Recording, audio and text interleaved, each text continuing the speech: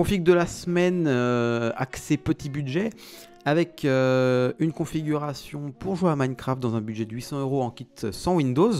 Pour rappel, c'est des critères qu'on indique tous les vendredis sur le Discord, point d'exclamation Discord si vous voulez le rejoindre, le Discord de Top Achat, avec une sélection généralement le lundi, mais la semaine prochaine, si je dis pas de bêtises, ce sera mardi vu que pour des raisons mardi, internes, on va dire. Ça sera pas dispo lundi. Exactement. Et donc, cette semaine, on a sélectionné Trucidator 22 pour une configuration avec un boîtier Zalman S2 visiblement. Et on va regarder ça ensemble. Yep, tu veux que je fasse le débrief? Allez. Allez, et ben du coup, Trucidator 22 est parti sur une configuration avec un i5 10400F. C'est un processeur qui date d'il y a quand même quelques mois, quelques années. Mais aujourd'hui, on le retrouve à 139,99 €, c'est plutôt pas mal pour un processeur dans cette gamme de prix. Donc c'est un 6 cœurs 12 threads avec une carte mère en micro ATX de chez Asus, de la RAM en 3200 MHz casse 16 à 69,99 € de la HyperX, la Kingston pardon, Fury Beast. Il a ajouté un Ventirad de Antec, pas mal, avec une RX 6600 de chez Sapphire. C'est plutôt pas mal de l'avoir d'avoir cette carte graphique pour Sous les 800, PC ouais. sous les 800 €.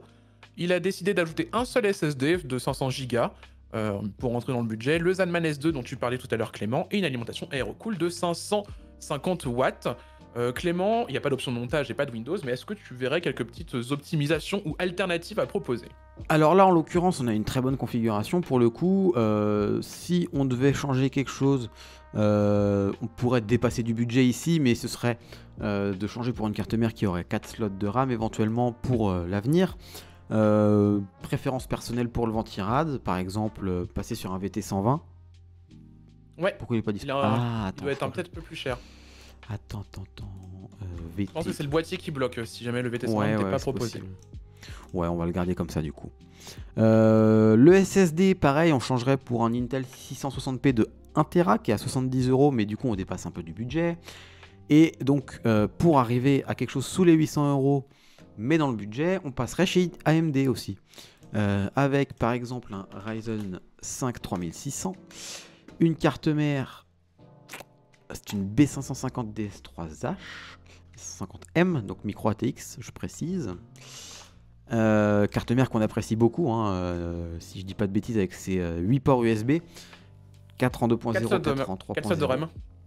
4 slots de RAM aussi, exactement, pour un prix assez contenu. Donc voilà. Avec un 3600 ici, on peut aussi l'associer à un 5600, 5700X, ce genre de choses, il n'y a pas de problème. Le Ventirad, je passe sur un Colsnap S3... Je vais y arriver, S92. Juste histoire d'avoir quelque chose de sobre, voilà, pour faire une config toute noire, on va dire. Le SSD, on bascule sur le M2 qu'on a indiqué avant avec le 660p de chez Intel de 1 Tera, donc pour le prix, c'est vraiment très bon. Et niveau boîtier, c'est le Zalman T6. Il n'est pas en stock, mais c'est pas grave. C'est comme le S2 de toute façon. Et du coup, on arrive sous les 800 €, ce qui est plutôt pas mal.